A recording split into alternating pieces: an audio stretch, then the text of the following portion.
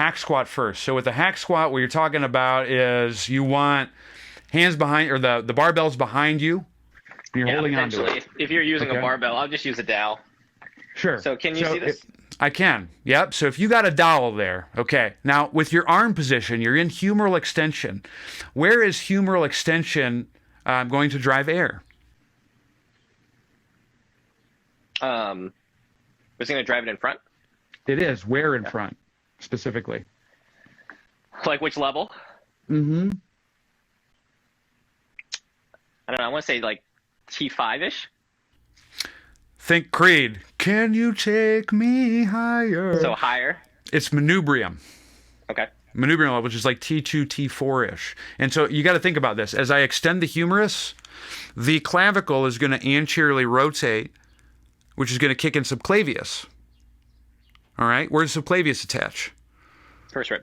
First rib. So then if that's kicking in, it's going to lift up front of the, or the uppermost parts of the rib cage.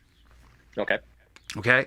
So if I'm going to get more anterior expansion, in comparison to, say, a Zercher squat, which of those squats is going to be more vertically oriented? The Zercher? Yeah, right? So temper your expectations. You're not going to be as vertical with a hack squat as you will with, say, a Zercher squat. How about if you switch your hand position to just dumbbells by the side, like almost like a deadlift? Then it would be less so. Comparison to that. And then, so then Isaac, okay, so that will get you more vertical in comparison to a hack squat.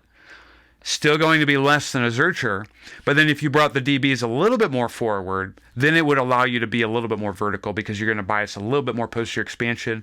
Now that I'm moving into some semblance of flexion, I'm in that 0 to 60 range. Mm-hmm. Yep. Yeah.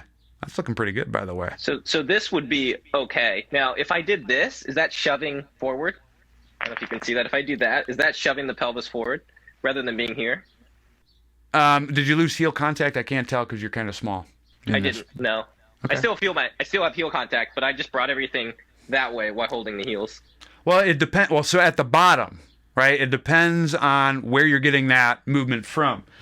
I could foresee some individuals isolating it purely to the sacrum, but I could see other individuals when they do that, they do this, right?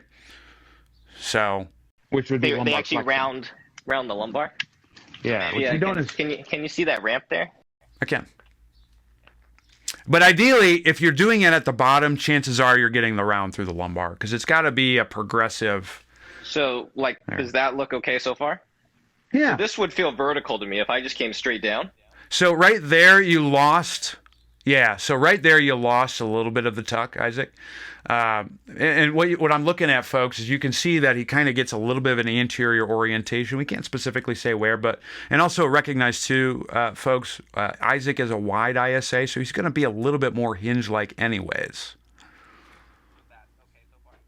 How's it feel? Feels fine. Feels very quad heavy. Cool. Then my beef level's vegan, Isaac.